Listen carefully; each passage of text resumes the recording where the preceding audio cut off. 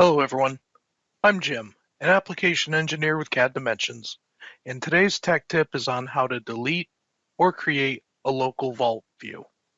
This tip comes from a customer who's experiencing an issue accessing one of their vault views. And when we found out they were the only person having this issue, we decided to delete and then recreate the vault view to resolve the issue. So let's start with deleting a vault view. Check in all the documents ahead of time, then navigate to the vault view, right-click, and select Delete File Vault View. Log in if prompted.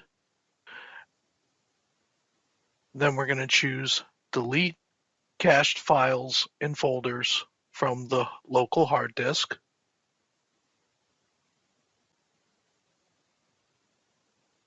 Confirm. And now our vault view is gone. So now we need to recreate the vault view. So from here, we're going to log into the admin tool as the admin, and then we're going to locate the vault, right-click, and choose Create Local View. Now we're going to browse to the location, usually the C drive. I happen to have a folder for my vault views on the C drive. Once you navigate to that location, select Folder, and we're going to make it accessible for all users on this computer.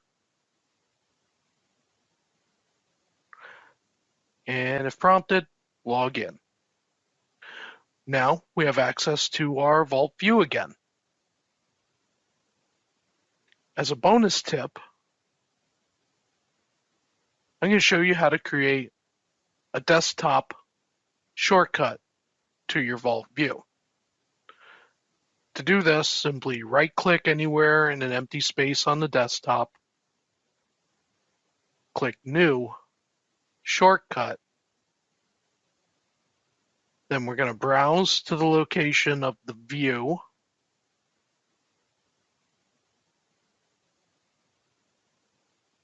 Select the view, hit OK,